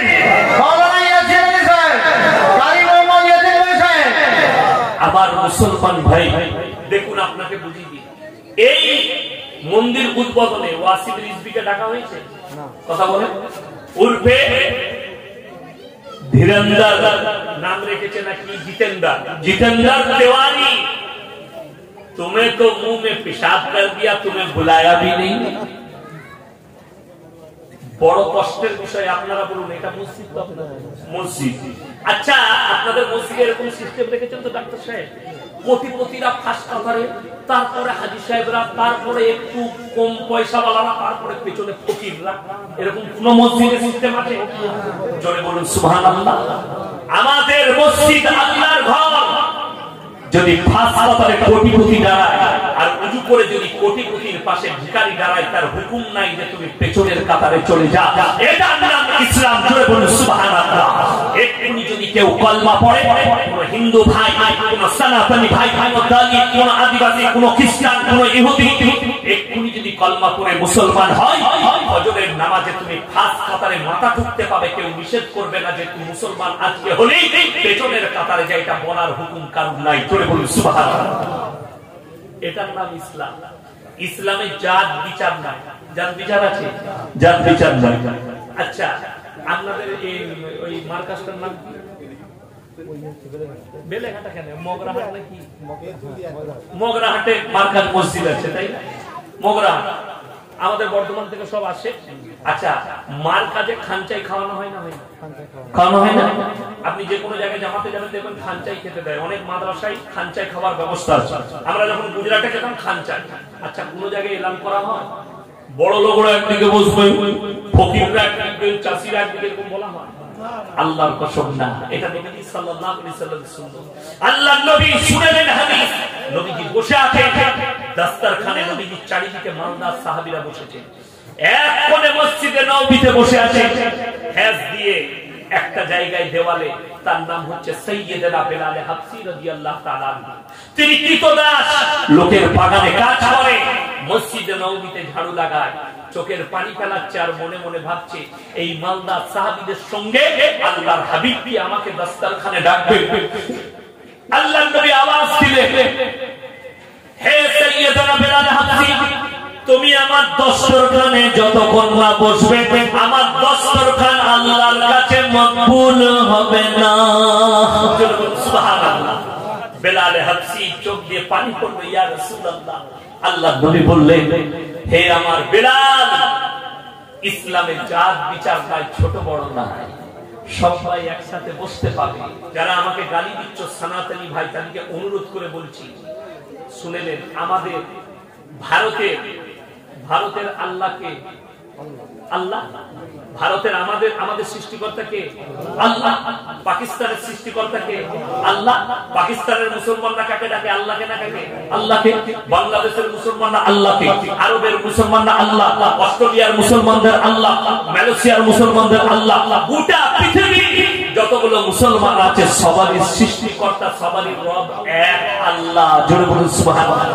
আর ভারতবর্ষে শুনেলেন পশ্চিম বাংলার ভগবান হচ্ছে দুর্গা, আপনার বিহারের ভগবান আলাদা, বোম্বের ভগবান আলাদা, গুজরাটের ভগবান আলাদা, ইউপির ভগবান আলাদা, তেলেঙ্গানার ভগবান আলাদা, কেরলের ভগবান আলাদা। বড় কষ্টের বিষয়, তোমাদের রবের শেষ নাই আর আমাদের আল্লাহ এক। জোরে বলুন সুবহানাল্লাহ। আমি কেউ কি ছোট করতে বলছি না, তোমরা তোমাদের ধর্ম পালন করো, কিন্তু ইসলামকে কুৎসা করো না। ইসলামকে মিটাবার স্বপ্ন যারা দেখছে তাদের স্বপ্নই দেখা হবে, অন্য কিছু। জ্ঞানবাপী মসজিদ নিয়ে আমি দেখলাম ফেসবুকে কলকাতায় ডাকা হয়েছে জমিয়ত থেকে, সবাই যাবেন তো? জোরে বলুন ইনশাআল্লাহ। আমি বলে দিই 24 পরগনার মানুষ কে দেখেছে জানি না, কলকাতা কাঁপিয়ে দাও। যারা স্বপ্ন দেখেছে জ্ঞানবাপী মসজিদকে ভাঙবো, আমি আল্লাহর কাছে দোয়া করবো, আল্লাহ তুমি তাদের স্বপ্ন পূরণ হওয়ার আগে তাদেরকে ধ্বংস করে দাও। বলুন আমিন। আর যারা মনে করছে মসজিদ ভেঙে মুসলমানদের দিল থেকে, দিমাগ থেকে আল্লাহকে মিটিয়ে দেবো, আল্লাহর কসম করে বলে যাচ্ছি, ভারতের যতগুলো মসজিদ আছে সব গুঁড়িয়ে দাও, আমাদের দিল থেকে আল্লাহ এবং রাসূলের মহব্বতকে মিটাতে তোমরা পারবে না। জোরে বলুন ইনশাআল্লাহ। আমার ভাই, সময় বেলা 1 ঘটিকায় কলকাতায়, কবে? আপনার 9ই ফেব্রুয়ারি শুক্রবার। আমার ভাই, আপনাদেরকে একটা অনুরোধ করে যাচ্ছি, অনুরোধটা শুনে নেন। কেউ দিমাগে এটা রাখবেন না যে ইসলাম মিটে যাবে। আপনি ভয় খাচ্ছেন এনআরসি কে, কখনো এই ভয়টা খেয়েছেন? আপনি এনআরসির ভয় খাচ্ছেন, কখনো এই ভয়টা আপনার দিলেতে হয়েছে যে আমার কবরের এনআরসিটা কেমন হবে? খুব ভালো করে ভাববে, আমি কবরে যে যাব আমার সওয়াল জবাবটার কি উত্তর আমি দিতে পারবো? আচ্ছা বলুন, দুনিয়ার এনআরসি থেকে ওটা ডেঞ্জার না ডেঞ্জার নয়? অনেক বেশি ডেঞ্জার দুনিয়া থেকে। অথচ আপনি দুনিয়া ভুলে গেছেন, পরকালটা ভুলে গিয়ে আপনি দুনিয়ায় মত্ত হয়ে আছেন। আমার যেন অস্তিত্ব বজায় থাকে। আমার ভাই, অস্তিত্ব দুনিয়ায় কতক্ষণ থাকবে তুমি? আল্লাহর কসম করে বলছি, যে জালিম বাদশা থেকে দেখছো তাদেরকে বলবো, হে জালিম বাদশারা, যারা মসজিদ ভাঙার স্বপ্ন দেখছো, যারা ইসলাম মিটানোর স্বপ্ন দেখছো, একবার পৃথিবীর ইতিহাস খুলে দেখো। মিশরের জাদুঘরে গিয়ে দেখে এসো, ফিরাউনের মতো হারামের আওলাদের লাশ এখনো পর্যন্ত রাখা আছে। আল্লাহ নিচুড়ের রস পার করে দিয়েছে ফিরাউনে। শুধু ফিরাউনের নয়, নমরুদের ইতিহাসগুলো পড়ে দেখো। নমরুদ নিক্ষেপ করেছিল আগুনে, ইব্রাহিম নবীকে আল্লাহর কসম পশম জ্বালাতে পারেনি, নমরুদ নিজে মিলে গেছে। মুসা নবীকে ধ্বংস করতে চেয়েছিল ফিরাউন, নিজে ধ্বংস হয়ে গেছে। আর কারা স্বপ্ন দেখছে? কোরআনকে সবসময় পড়বেন, যাদের বাড়িতে মানে কোরআন নাই কিনবেন, জোরে বলুন ইনশাআল্লাহ। আর ঈমানটাকে মজবুত করার জন্য বাড়িতে গিয়ে 30 পারা করে পড়বেন কি? আলাম তারা কাইফা ফাআলা রাব্বুকা বিআসহাবিল ফিল, আলাম ইয়াজআল রাআইতাহুম ফি তাদরিবি ওয়া আরসালা আলাইহিম তায়রান আবাবিল। হে নবী, আপনি কি দেখেন নেই আবরাহা বাদশা যারা হস্তি বাহিনী নিয়ে বলেছিল কাবা ঘরকে ধ্বংস করে দেব, আমি আল্লাহ কাবা ঘরে পৌঁছানোর আগে ছোট্ট আবাবিল পাখি দ্বারা আমি তাদেরকে মাটির সাথে মিশিয়ে দিয়েছি। জোরে বলুন সুবহানাল্লাহ। তারা খালি মুখে করে পাথর নিক্ষেপ করেছে। কি দেখছে শুনেলেন? আল্লাহর কসম করে বলছি দুনিয়া শেষ হবে। আজকে মুসলমান ঈমান বাঁচানো দুধটাই পাইতে হয়ে গেছে। আল্লাহ কোরআনে কসম খেয়েছেন আখিরি জামানার ওয়াল আসরি ইন্নাল ইনসানা লাফি খুসর। হে নবী, আমি জামানার কসম করে বলছি মানুষ ক্ষতিগ্রস্তর মধ্যে রয়েছে। আল্লাহ নবীর একটা হাদিস শুনে দেন, মারাত্মক হাদিস। যারা উলামা আছে তারা চিনবে। পৃথিবীর বর্তমান পৃথিবীর গোটাকার বললাম, শুধু ভারতের নয়, এশিয়ার নয়, গোটা ওয়ার্ল্ডের সবথেকে বড় জাস্টিস মানে মুফতি, তিনার নাম হচ্ছে মুফতি তাকি উসমানী, পাকিস্তানি।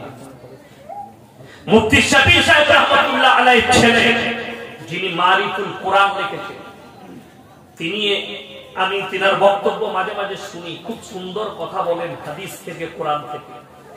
একটা হাদিস বর্ণনা করেছেন নবীজি, এমন একটা যুগ আসবে সমাজের বুকে, এটা আমি মুসলিমদের কথা বলছি, অমুসলিম নয়, হারাম আওলাদে ভরে যাবে। কিসে ভরে যাবে বললাম? হারাম আওলাদে। তারা নামে মুসলমান থাকবে কিন্তু আওলাদ হবে হারামের। এটা গায়ে লাগা কথা, কিন্তু এর ব্যাখ্যাটা তিনি দিয়েছেন তাকি উসমানী সাহেব, মারাত্মক ব্যাখ্যা। একটা ব্যাখ্যা হচ্ছে, আমাদের দেশে যে দেখবেন আমরা শালিদিকে আদি ঘরওয়ালি বলি না আমরা? শালি মানে আদি ঘরওয়ালি। আচ্ছা, শালির সঙ্গে অনেক লোক আর কি মারে না? মারে না? বিসমিল্লাহ। শালির সাথে আর কি মারে? গালটিকে। আমার মায়েরা ভালো করে শুনবে, যাদের অবিবাহিতা বোন আছে তারা ভালো করে শুনবে, যার স্বামী আছে, যার বোন আছে, যাদের শালি আছে তারা শুনে। কেউ যদি ভুল বশত হোক আর জেনে শুনে হোক নিজের শালির সঙ্গে শারীরিক সম্পর্ক করে, তার বিবি হারাম হয়ে যাবে। দুটো বোনকে একসাথে রাখতে পাবে না।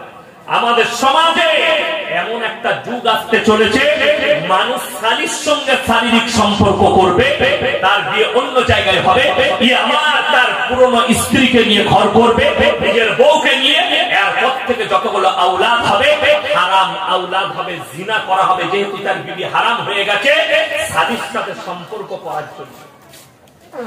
এই মসলা যদি কারো বুঝে না আসে, তোমার এলাকায় সব থেকে বড় মুফতি, তাকে জিজ্ঞেস করে আসবে। ইয়াসিন ভাই বলে গেছে, আমার ফোন নম্বর ইউটিউব আর ফেসবুকে আছে, আমাকে ফোন করে বলবেন আপনি ভুল বলে গেলেন। আমি বাই ক্যামেরা চালিয়ে সেই মুফতিকে সামনে করে আমি যদি মসলা বুঝাতে পারি ভালো, নাহলে সে আমাকে বুঝিয়ে দিবে।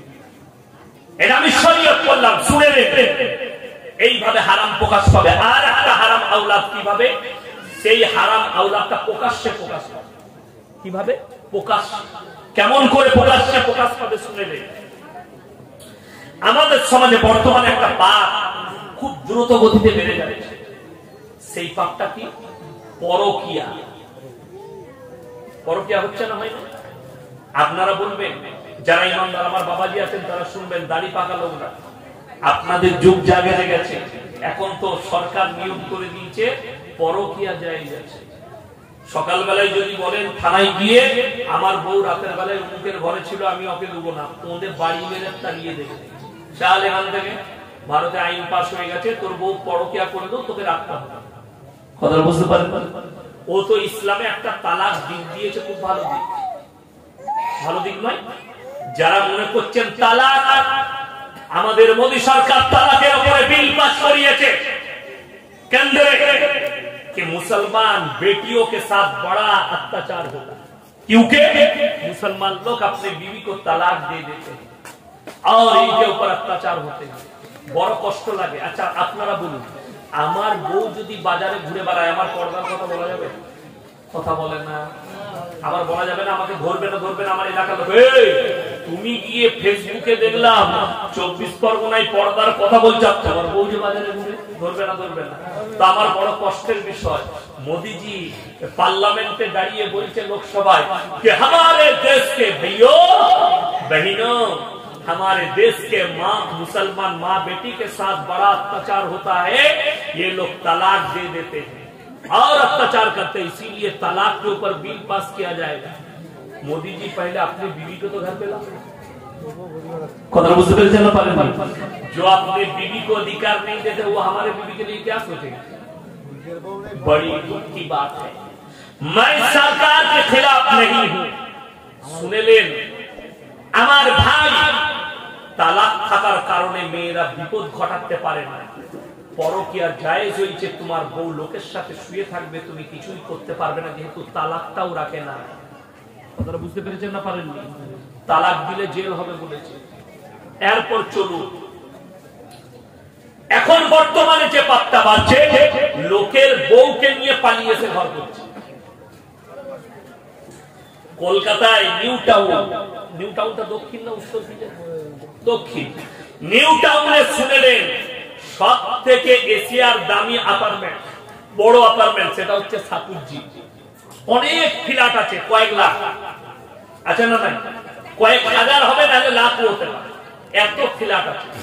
লোকের বউকে নিয়ে পালিয়েছে ঘর করছে।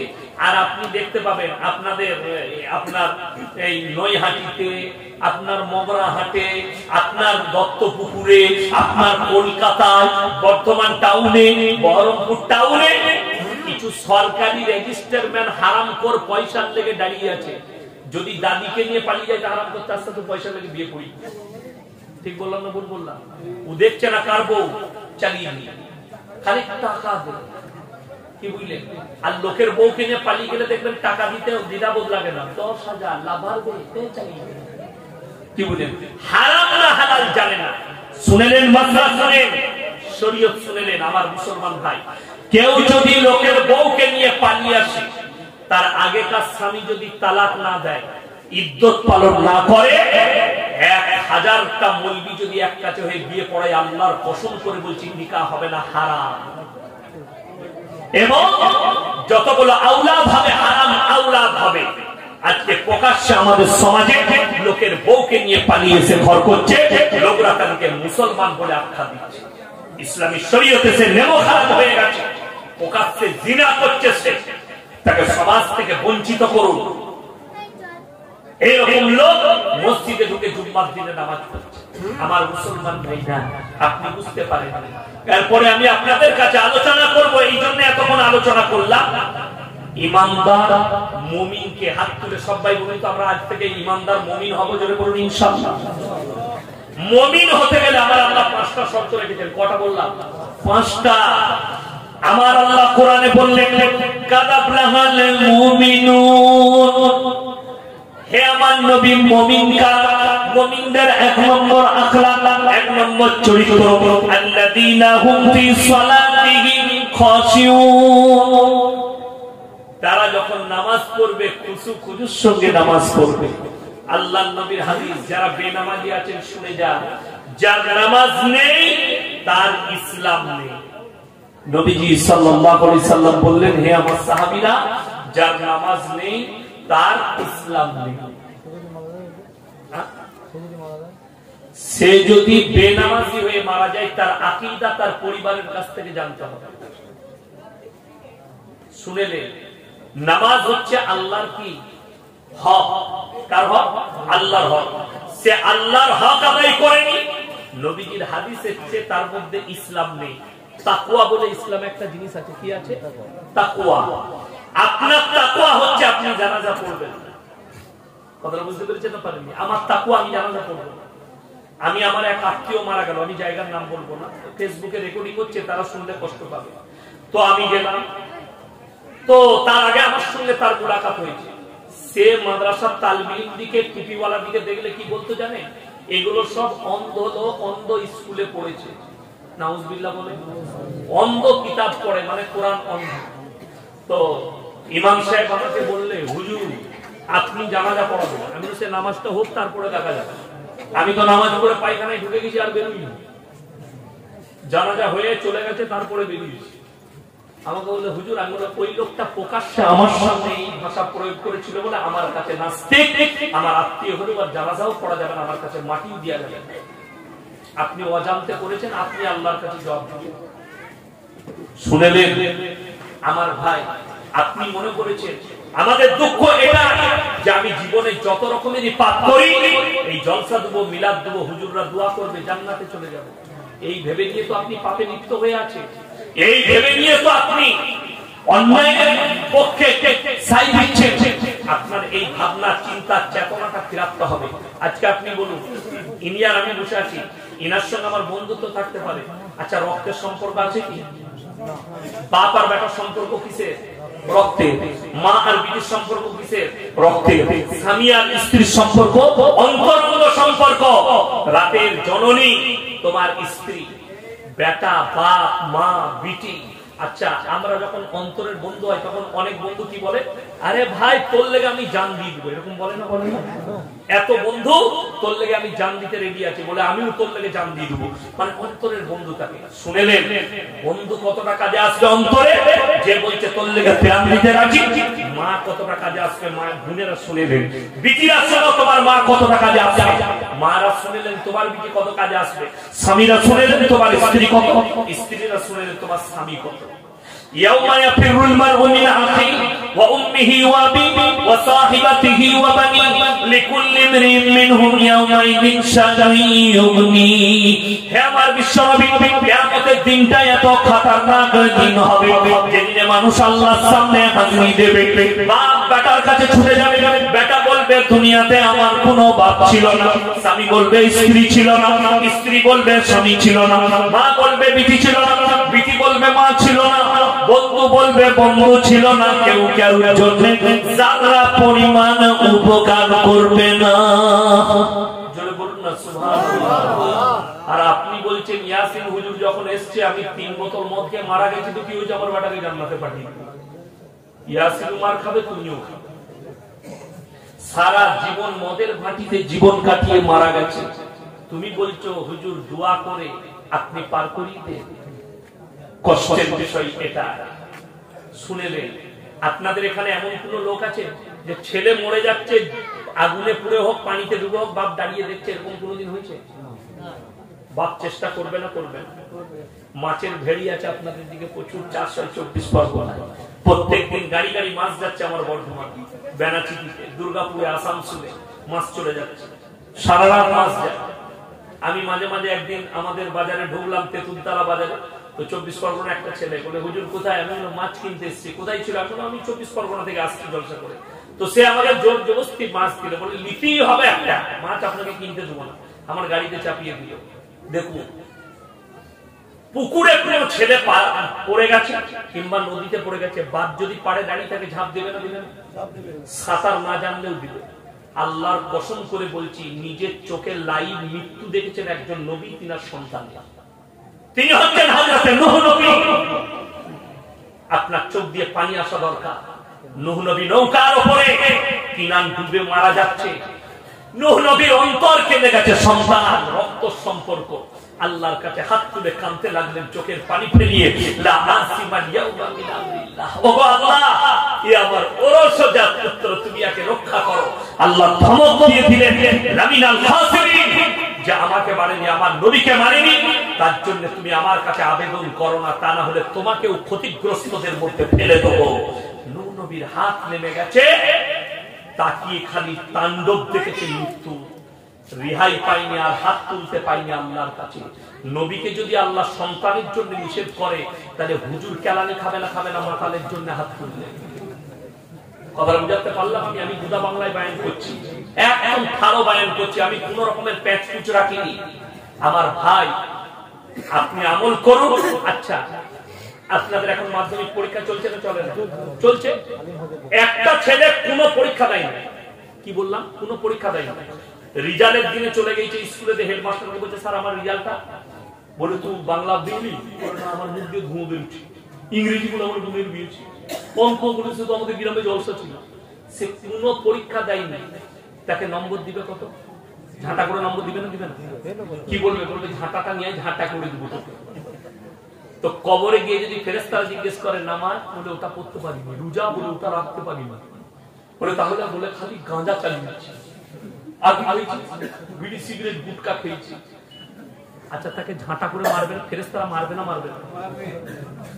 যদি বলে আমার মিলাদে হুজুর ইয়াসিন বর্তমান থেকে সে দোয়া করেছে, ফেরেশতারা বলবে তুই দাঁড়ান তোর হোক, তারপরে হুজুর আসো, তারপর হুজুরকে দেখবি।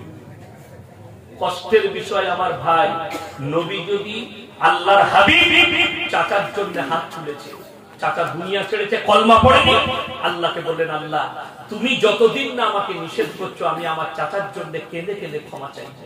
নবীর চোখের পানি দাড়ি মুবারক ভিজে গেছে। আল্লাহ আয়াতে বাজাচ্ছে মা কানা লিন নবী ওয়াল্লাযিনা আমানু।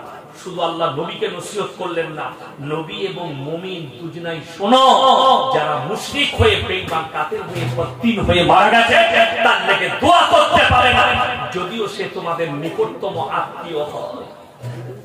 তুমি ইয়াসিনকে বলছো ডেকে নিয়ে দোয়া করে জান্নাতে দেব। এরপর শুনেলেন আমরা হুজুররা, সব হুজুররা কি দোয়া করে, আল্লাহ মুমিনিন মুমিনাত মুসলিমিন মুসলিমাত। আমাকে যদি বলেন চাচা মারা গেছে, আমি কি বলবো? আল্লাহ চাচা যান খুব ভালো লোক ছিলেন, নামাজি ছিলেন, নামাজের কমি হয়ে থাকলে তুমি ক্ষমা করে দিও। নামাজ পড়েছেন, নামাজের মধ্যে ক্ষমা ভুল হতে পারে না, পারে না।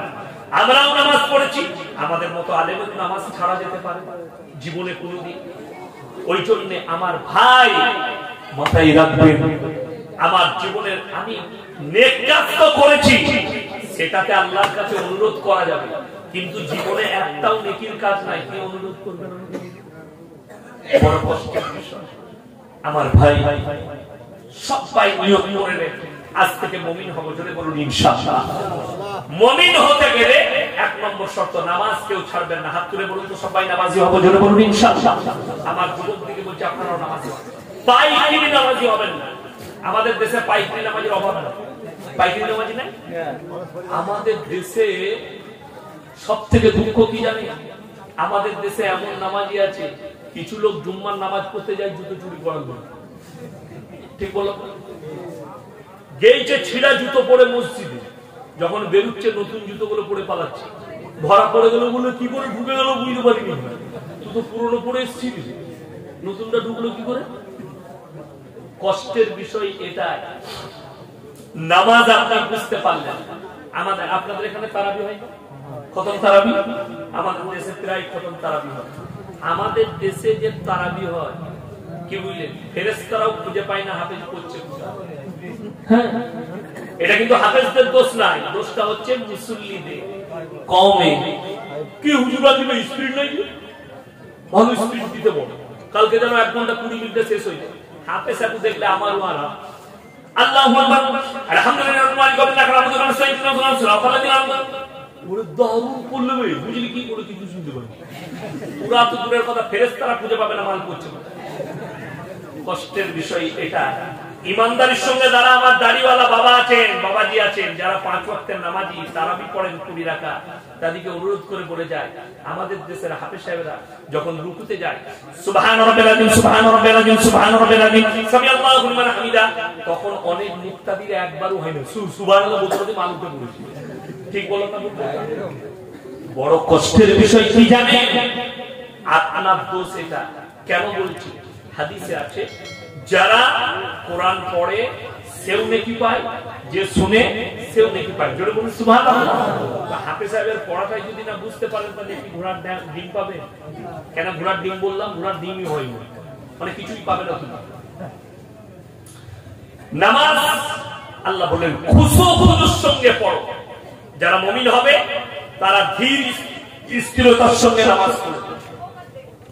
নবীজি সাল্লাল্লাহু আলাইহি সাল্লাম বললেন তোমরা নামাজে দাঁড়ালে শুনেলেন, যাদের মায়েরা ভাইরা শুনে, যাদের মনোযোগ নামাজে থাকে না তারা কান খুলে শুনেলেন, কি করবেন? একটা কথা মনে মনে ভাববেন। নবীজি বললেন ফাইন্নাহু ইয়ারা, তোমরা মনে মনে ভাববে আমি আল্লাহকে দেখতে পাই না পাই, আমার আল্লাহ আমাকে অবশ্যই দেখছে। ফাইন্নাহু ইয়ারা, মনে মনে ভাবো আমি আল্লাহকে দেখতে পাই বা না পাই, আমার আল্লাহ আমাকে অবশ্যই দেখছে। এটা মনে মনে ভাবলে নামাজে মনোযোগ বসবে, আর দুনিয়ার হাজত ছেড়ে তারপরে নামাজে ঢুকবে। আপনি আসরের নামাজ পড়তে মসজিদে ঢুকেছেন, দেখা গেল তাকবীর চলছে আল্লাহু আকবার আল্লাহু আকবার, আর আপনি চলে এসেছেন, একটু পায়খানা লেগেছে, আপনি মনে মনে করলেন নামাজটা ছেড়ে যাবে, তার থেকে আগে নামাজটা পড়েই নি তারপরে পায়খানা করবেন। এরপর 3 রাকাত থেকে 4 রাকাতে দাঁড়িয়েছে, তখন একটু জোরে চাপ লেগে গেছে, তখন খালি এটা বলছে করে দিলেই ভালো। নামাজ আর পায়খানা মিশে গেল, কথা বুঝতে পারলেন? ধ্যান চলে গেল পায়খানার দিকে। নবী নিষেধ করলেন হাজত সেরে তারপরে নামাজে দাঁড়াও, যেন ধ্যানটা নামাজে আসে। আপনি জুম্মার দিনে নামাজ পড়তে আসবেন, বাড়িতে গোসল করে 11:30টাই রেডি। বিবি বলল গো খাবার হয়ে গেছে, তুমি খেয়ে নাও। বলে না না, সেরকম ভোগ লাগেনি, এসে খাবো। ইমাম সাহেব লম্বা বয়ান, লম্বা খুতবা চালিয়ে দিয়েছে, আর লম্বা সূরা ধরেছে। দ্বিতীয় রাকাতে দাঁড়িয়ে মনে মনে ভাবছে সালা খেয়ে দিলি ভালো, এত লম্বা সূরা কেউ পড়ে? নামাজ আর খাবার দুটোই মিশে গেল। নবী নিষেধ করলেন হাজত সেরে যদি ভোগ লাগে দুটি খাবার খেয়ে নাও, পরে আবার খাবে, এসে নামাজটা আদায় করে। জানো নামাজের মধ্যে ধ্যান থাকে, নামাজের মধ্যে ধ্যান আনতে হবে। পাইকারি নামাজ পড়বে, এটা 1 নম্বর। খুশু খুজুর সঙ্গে নামাজ আদায় করবে। দ্বিতীয় নম্বর ওয়াল্লাযীনা হুম আনিল লাগবি মুরিদুন, এবং তারা জানো নিজেদেরকে গুনাহ কাটা থেকে বঞ্চিত করে। এখন বর্তমান যুগে যে পাপ কি বলেন, এখন তো ইয়ং ছেলেরা কি বলে জানেন? বিসমিল্লাহ। নতুন নতুন কিছু দেখবেন ইয়ং ছেলে নামাজি হয়েছে, হয় কি বলেন? ইমাম সাহেবরা জানে, হ্যাঁ তারা আবার এমন নামাজি হয়েছে, তারা কি বলে জানেন? আমাদের বাচ্চাদের কেউ নামাজ জানে না, তুমি ওই নামাজই কবুল হয় না, আমার নামাজটাই আসুন। তো নামাজ পড় না। আমি কোরআন শুনিয়ে যাচ্ছি আমার বাবাজিরা, এমন এমন প্যান্ডেল নিচে কি বললেন জিন্সের প্যান্ট পরছে, দিয়ে মসজিদে জুম্মার দিনে দাঁড়াইছে, তার পেছনে ডে দাঁড়াবে, তার আর নামাজ হবে না। ও সিজদায় গেলেই পেছনে যে থাকবে সে আলী বাবার গুফা দেখতে পাবে। বাস্তব বললাম, পাছা বেরিয়ে গেছে, এমন প্যান্ট পরেছে। বড় কষ্টের বিষয়। তুমি বলছো আমি জান্নাতে যাব, শোনো জান্নাতে কে আগে যাবে? সাবিকুনা সাবিকুন উলাইকাল মুকাররাবুন ফি জান্নাতিন নাঈম সুল্লাতুম মিনাল আউয়ালিন ওয়া কালিলুম মিনাল আখিরিন। হে নবী বলে দাও তোমাদের মধ্যে থেকে অল্প সংখ্যক আর তোমাদের পূর্ববর্তীদের মধ্যে থেকে বেশি সংখ্যক লোক জান্নাতে যাবে। তার কারণ যদি জানান, তুমি নামাজ পড়ো কিন্তু বাবা মাকে সম্মান করো না, তুমি নামাজ পড়ো প্রতিবেশীর হক আদায় করো না, তুমি নামাজ পড়ো হারাম খাও, তুমি নামাজ পড়ো সুদ খাও, তুমি নামাজ পড়ো প্রতিবেশীর হক মেরে খাও, তুমি নামাজ পড়ো ভাইয়ের হক মারো, বোনের হক মারো, মা বাবার হক মারো, তুমি নামাজ পড়ো ভাইয়ের প্রতি হিংসা করো, তুমি নামাজ পড়ো লোকের গীবত করো। কিন্তু তুমি একবার ইতিহাস তুলে দেখে নাও, তোমাদের বাপ দাদাদের আখলাক আর চরিত্রটা কেমন ছিল। সূরাটা ভালো পড়তে পারতো না, কিন্তু আল্লাহকে ভয় করার মতো ভয় করেছে। ভালো করে দোয়া দরুদ জানতো না, কিন্তু তারা যখন নামাজ পড়তো মনোযোগ সহকারে ভয় করে নামাজ আদায় করত। তার কয়েকটা দলিল দিই। আমার আব্বাজিকে ইনারা চিনেন খুব ভালো করে। আমার আব্বাজি আমাকে একদিন শোনাচ্ছিল যে জানিস, আমি যখন এই গ্রামে ইমামতি করেছি, আমার এমনও মুক্তাদি ছিল, ফজরের নামাজের পরে মালদার মুক্তাদি আল্লাহ তাদেরকে 100 বিঘে 150 বিঘে জমির মালিক করেছিল। তারা নামাজ পড়ে ফজরের পরে গরিবদের চুলাগুলোই পা দিয়ে দেখতো আগুন আছে কিনা। যদি আগুন থাকতো বুঝতে পারতো আর বাড়িতে রাত্রে রান্না হয়েছে, খাবার হয়েছে। যার চুলাতে আগুন থাকতো না বুঝতে পারতো আর বাড়িতে রান্না হয়নি। সঙ্গে সঙ্গে বাজার থেকে খাবার দাবার সবজি আলু পেঁয়াজ চাল ডাল নিয়ে এসে তার দরজায় নামিয়ে দিয়ে পালিয়ে যেত ফজর হওয়ার আগে। জোরে বলুন সুবহানাল্লাহ। এই ছিল আখলাক। আর এখন তো ঘুরিয়ে নিয়ে মালটা পালিয়ে যাবে যদি পাই, ঠিক বলুন না? আরে গরিবের সাইকেল, দরজা থেকে সাইকেল চুরি হয়ে যাচ্ছে। বড় কষ্টের বিষয়, দুঃখের বিষয়। তুমি বলছো আমি জান্নাতে যাব, জান্নাতের খুশবু পাবে না নামাজ পড়ার পরে। অত সহজ নয়।